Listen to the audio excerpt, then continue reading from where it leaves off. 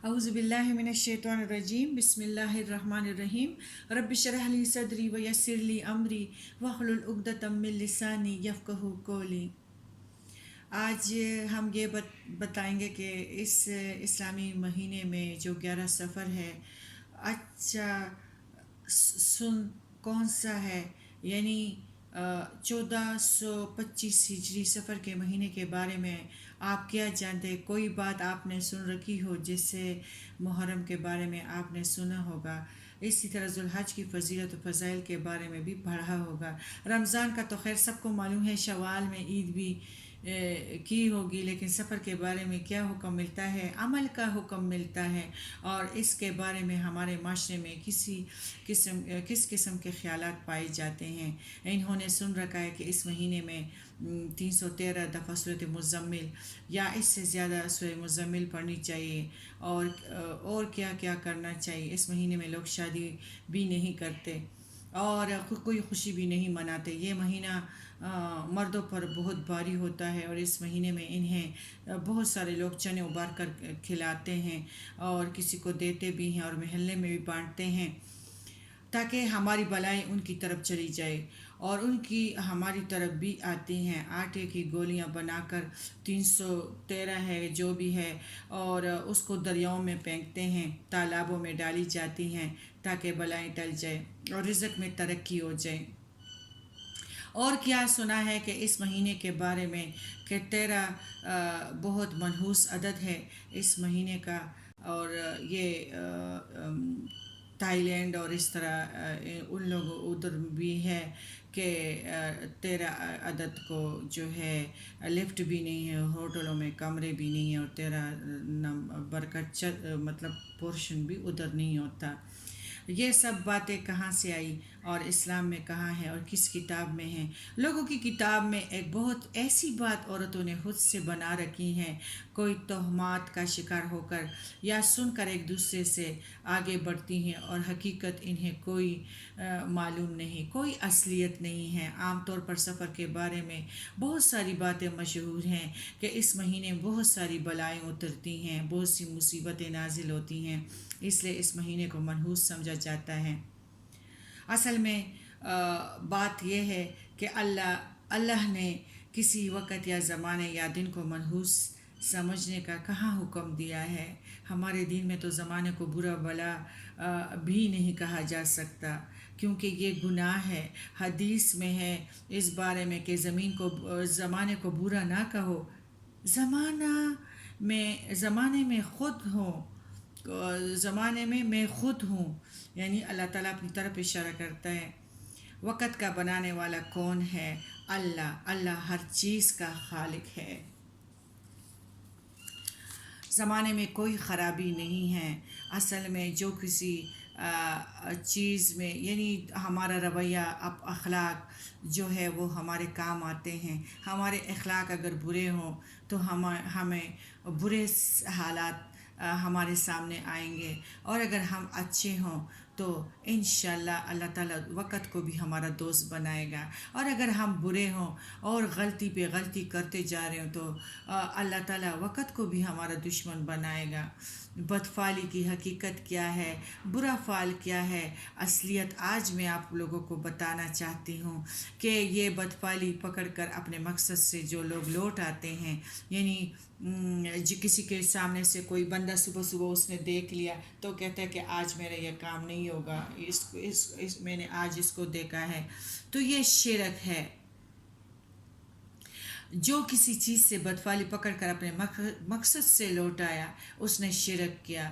گھر سے نکلنے لگا، آگے کالی بلی آ گئی، اس نے اس کو اپنے لیے منحوس سمجھا یا پھر اس سے بدفعلی لی اور گھر واپس آ گیا۔ میں تو نہیں جا رہا آج کام پہ، میں نے تو نہیں سفر کرنا آج، کیوں؟ اس لیے کہ رستے میں بلی آ گئی۔ ایسا کرنا کیا ہے؟ معمولی بات نہیں ہے۔ آپ نے فرمایا کہ اس شخص نے شرک کیا، اس نے شرک کیا، اس لیے نبی کریم صلی اللہ علیہ وسلم نے 3 دفعہ فرمایا کہ اس طرح بدفعلی نکالنے والے شرک کرتے ہیں. نبی کریم صلی اللہ علیہ وسلم نے فرمایا اس نے شرک کیا. اس لیے کسی کا نفع یا نقصان بلی کے ہاتھ میں نہیں ہے، کسی طوطے کے پاس نہیں ہے. وہ کہاں ہے وہ انسان، یعنی اس کا اپنا عمل ہے، اس کا اپنا اخلاق ہے، اس کا اپنا رویہ ہے کہ وہ کسی دوست کو دشمن بنا سکتا ہے یا کسی دشمن کو دوست بھی بنا سکتا ہے. صحابہ رضی اللہ تعالیٰ عنہما نے پوچھا، اے نبی کریم صلی اللہ علیہ وآلہ وسلم، ایسا شخص کیا کفارہ دے کہ اس کی توبہ قبول ہو جائے؟ یعنی اگر واقعی زندگی میں اس طرح کے شرک کر بیٹھے ہوں تو ہم میں لوٹے کیسے؟ آپ نے فرمایا کہ وہ یوں کہیں، اے اللہ تیری دی ہوئی بھلائی کے علاوہ کوئی بھلائی نہیں، اور وہ توبہ کرے. اللہم لا خیر الا خیرک ولا طیر الا تیرک ولا الہ غیرک. یعنی اچھا شگون یا اچھائی یا برائی تیری طرف سے آتی ہیں، قسمتیں تیری ہاتھ میں ہیں، فائدہ اور نقصان تیرے پاس ہیں. یعنی جب اللہ چاہے تو اس کو کوئی نقصان نہیں پہنچا سکتا، اور جب اللہ چاہے تو اس کو سارے لوگ مل کے تو کوئی بھی اس بندے کو فائدہ نہیں دے سکتا. سارے کام اللہ کے ہاتھ میں ہیں، کچھ نہیں. اے اللہ تیرے فعل کے بغیر اور کوئی فعل نہیں، تیری بھلائی کے بغیر اور کوئی بھلائی نہیں. یعنی اگر تو نے کوئی خیر دی تو کوئی اور چیز پہنچا نہیں سکتا، اور تیرے سوا کوئی معبود نہیں. یہ الفاظ کہہ کر اپنے کام کو چلایا کرے اور شرک سے نکل آئے. اللہ تعالیٰ نے جو ہے شرک کو منع کیا ہے، اور شرک والے کی بخشش نہیں ہے. یعنی اپنے دل سے وہ وہم نکال دے کہ بلی کی وجہ سے کوئی نقصان ہوا، بلی کی وجہ سے کوئی کام نہیں ہوگا، یا فلاں انسان اگر صبح مجھے نظر آ گیا تو وہ دن برا گزرے گا، کوئی کام نہیں ہوگا. نہیں، یہ خیال دل سے نکالنا چاہیے. اپنا کام نہیں ہوگا، یہ خیال دل سے نکال دے، اپنا کام کرے، اپنے عملوں کو بدل دے، توبہ کرے. انشاءاللہ تم لوگوں کی شرک سے اگر توبہ کریں گے تو توبہ قبول ہو جائے گی. ایک اور حدیث میں ہے، نبی کریم صلی اللہ علیہ وسلم نے 3 بار فرمایا بدفعلی شرک ہے، برا شگون لینا شرک ہے. شرک کے بارے میں تو آپ جانتے ہیں کہ بعض اوقات ایسے رستوں سے آ جاتا ہے انسان کے زندگی میں کہ وہ مشرک ہو جاتا ہے، اور ہمیں گمان بھی نہیں ہوتا، خبر بھی نہیں ہوتی یہ شرک ہم کر رہے ہیں. یہ بات ہمارے معاشرے میں کتنی عام ہو رہی ہیں، اور کتنے نسل در نسل اسے اختیار کر رہے ہیں. فلاں منحوس ہے، فلاں چیز یہ ہے، اب یہ ہو جائے گا، اب یہ ہم دیکھیں گے. عام طور پر بیٹھے یہ سوچتے رہتے ہیں کہ اچھا میں نے وہ امتحان تو دے دیا ہے، اچھا اگر میرے وہاں جانے تک فلاں چیز نیچے گر گئی تو میں پاس ہو جاؤں گی. ایسے گمان کرتے ہیں. میرے 10 گننے تک پنکھا بند ہو گیا تو یا بٹن یا مثلا آف کر کے اس کا مطلب ہے کہ میں پاس ہو جاؤں گا، اور خود ایسی چیزوں سے شگون لینا شروع کر دیتے ہیں. بہت ہی شرک ہے. اللہ تعالیٰ ہمارے سے یہ شرک نکال دے. اللہ تعالیٰ ہمیں ایمان والے بنا دے، ایمان والے مسلمان بنا دے، ہمیں جرت اور بہادر مسلمان بنا دے. اور خدا کرے بہت سارے لوگ اس طرح کہتے ہیں کہ دیکھو میں کالے رنگ کا سوٹ نہیں کرتا یا کرتی، کالے رنگ ہمارے خاندان میں کوئی پہن لے تو وہ بیمار پڑ جاتا ہے، یا تو پھر اپنے سر کے بال بھی منڈواؤ، کیوں وہ کالے ہوتے ہیں، ان کا رنگ تبدیل کرا دو. اسی طرح اگر یہ کہ سبز رنگ پہن لیا، سبز جوتا پہن لیا تو اس سے کیا ہوتا ہے، کہتے ہیں کہ سبز رنگ کا جوتا نہ پہنو، اس سے بے ادبی ہوتی ہے، روزے کا رنگ سبز ہے تو پھر گھاس پر کیوں چلتے ہو؟ اس سے بھی تو بے ادبی ہوتی ہے۔ خانہ کعبہ کا غلاف کالا ہے، اس لیے کالا کپڑا نہ پہنو۔ آسمان کا رنگ نیلا ہے تو پھر نیلا نہ پہنو۔ زمین کا رنگ مٹیالہ ہے تو مٹیالہ نہ پہنو، بے عزتی ہوگی۔ انسان کے زمین والا رنگ بھی پہنے، ساری چیزیں پہنے، خود ساختہ چیزیں نہ کرے، یہ حرام ہے، یہ شرک ہے۔ اور حلال چیزوں کو حرام نہ کرو اور حلال حرام کو حلال نہ کرو، یہ شیطانی حرکتیں ہیں، شیطانی وسوسے ہیں، تہمات ہے۔ شیطان کیا کرتا ہے کہ انسان کو خواہ مخواہ اس طرح ڈرا کے اس کو شرک میں مبتلا کرتا ہے، اور جن باتوں کی کوئی حقیقت نہیں، بیکار قسم کی باتیں ہیں، تو اس میں پھنسا دیتا ہے۔ تو یہ تو سارے پیارے نبی کریم صلی اللہ علیہ وسلم کے زمانے میں عربوں میں تھی، پھر ہندوستان میں ہے۔ تو پلیز اس میل کچیل کو گل سے نکال دے۔ بعض لوگ اس طرح کہتے ہیں کہ نبی کریم صلی اللہ علیہ وسلم کو بخار ہوا تھا اور پھر وہ صحت یاب ہو گئے، اور پھر یہ فال دیکھنا، اس سے بھی جو ہے ایمان ضائع ہوتا ہے۔ ہاتھ دکھاتے ہیں کہ اور سٹار دیکھتے ہیں کہ ہمارا یہ ہفتہ کس طرح گزرے گا، مہینے کہتے ہیں کہ یہ مہینہ میرے لیے صحیح ہے۔ یہ سارے شرک ہے، یہ تکلیف دہ چیزیں ہیں جس سے آپ لوگوں کے اور اللہ تعالیٰ کے تعلقات میں بہت خرابی آتی ہیں۔ ان خیالوں کو چھوڑ دو، اس بیماری کو چھوڑ دو، تکلیفوں سے بچو۔ بے حقیقت باتوں میں کوئی اصل نہیں ہے۔ یہ بدگمانیاں پہلے جو تھے، یہ مطلب ادھر تھے پیارے نبی کے آنے سے پہلے عربوں میں، پھر ہندوستان میں یہ چیزیں ہیں۔ جب ہم نے پاکستان لا الہ الا اللہ کے لیے آزاد کیا تو بس ان سے رشتے بھی ختم کرو، ان کے دستوروں سے محبت بھی ختم کرو۔ یہ کون سے شرک اپنے پاس لائے ہو، اور کون سے میں اپنے لیے بدگمانیاں تم لوگوں نے رکھ لی اور وہم نکالنے لگے ہو، اور منحوس چیزوں کو صحیح چیزوں کو منحوس ٹھہرا لیتے ہو۔ جب ان کے ساتھ ہم نے تعلق چھوڑ دیا، سب کچھ چھوڑ دیا، کلمہ پڑھا لا الہ الا اللہ محمد الرسول اللہ، تو اسی طرح جرت مند وہ بنو، بہادر مسلمان بنو۔ کوئی وہم نہیں ہے، کوئی شگون نہیں ہے، اور یہ چیزیں وہم اور شگون جو ہے یہ شرک ہے، اور شرک سے بچو۔ بہت سارے لوگ کہتے ہیں پرندہ ادھر اڑ گیا میرا کام ہوگا نہیں ہوگا، تو یہ کنکریاں پھینکتے ہیں، ہتھ کھینچتے ہیں، بہت سارے مسائل میرے ساتھ لوگ شیئر کرتے ہیں۔ اور تو یہ جو ہے جو شخص کسی نجومی یا کاہن کے پاس جاتا ہے، علم غیب معلوم کرتے ہیں اور اس سے کوئی بات پوچھتے ہیں، تو 40 راتوں تک اس کی توبہ قبول ہونے سے روکی رہتی ہے۔ اگر اسی نجومی کی بات کی تصدیق کر دی تو پھر اس نے کفر کیا۔ کفر کتنا بڑا گناہ ہے! کیا کرتے ہو؟ کیا حقیقتیں معلوم کرتے ہو؟ کیا نجومیوں کے شکار میں لگے ہوئے ہوتے ہو؟ کیا نجومیوں کو ہاتھ دکھاتے ہو؟ اپنے آپ کو کیوں شرک میں مبتلا کرتے ہو؟ تو جو شخص کسی نجومی یا کاہن کے پاس جائے تو 40 راتوں تک اس کا ایمان نہیں رہتا اور اس کی توبہ بھی قبول نہیں ہوتی۔ تو یہ بات جو ہے کون سا کفر کرتے ہو؟ یہ ہے مسند احمد حدیث نمبر 9532۔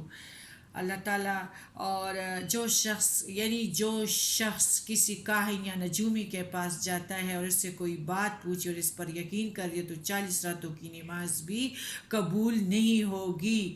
صحیح مسلم میں بھی ہے 5957 میں۔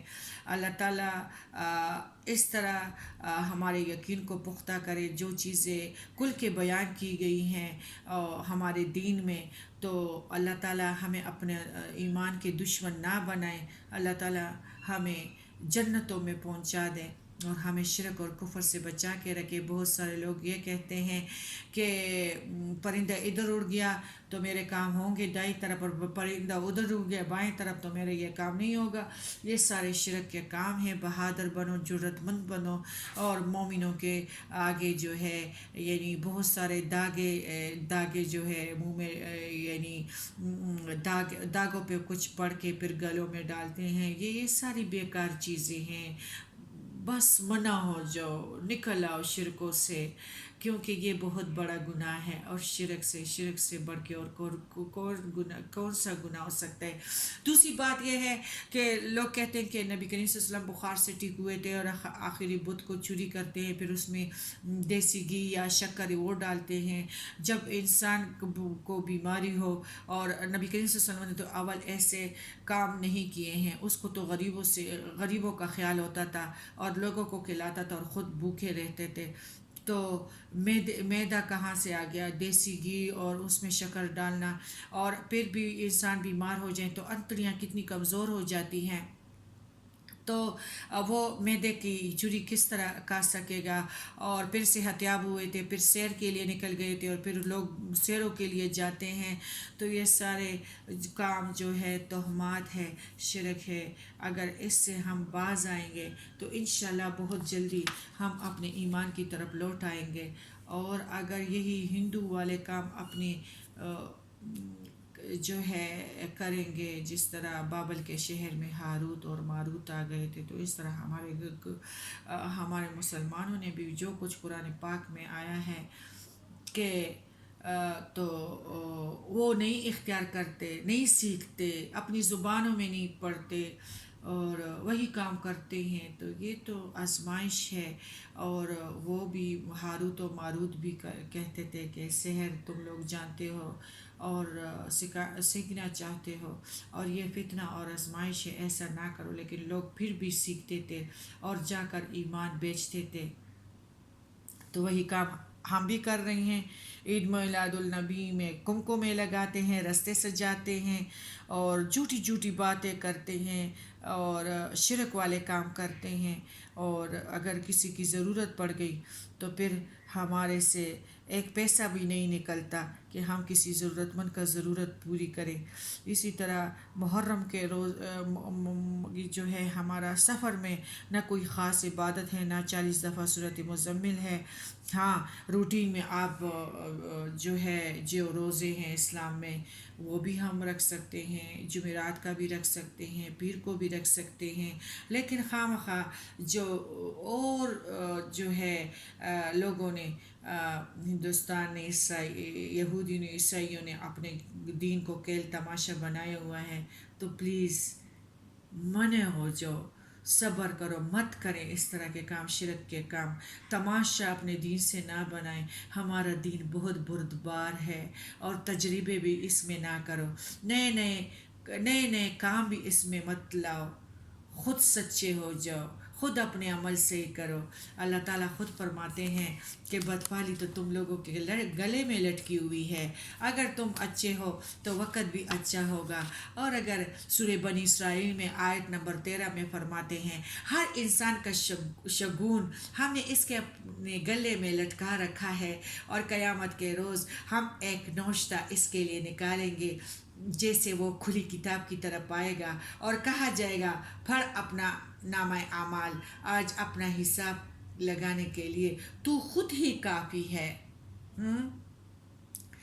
تو اپنی گردن میں جب ہے انسان کی نحوست کس میں ہے؟ اس کے اپنے کیے ہوئے کام ہے، اس کے اپنے عمل ہے۔ عام طور پر انسان یہ سمجھتے ہیں کہ نحوست باہر سے آتی ہے، یہ انسان منحوس آ گیا تو، یا بلی کالی منحوس ہے تو اس نے رستہ کاٹ دیا، اور یہ کہ کوا بڑا منحوس ہے کالا، یہ بول پڑا، اور یہ فلاں عورت بیوہ ہے تو اس نے میرے بیٹے کی مہندی میں ہاتھ ڈالا تھا تو یہ منحوس ہے، یا کسی کا شوہر مر گیا تو یہ بیکار بات ہے جو انسان کے اندر ہے، تو یہ شرک ہے، شرک۔ اور اس طرح سارے شرکوں کو اپنے آپ سے نکال دیجئے اور شگونوں کو نکال دیجئے اور صحیح مسلمان دلیر مسلمان بنیے۔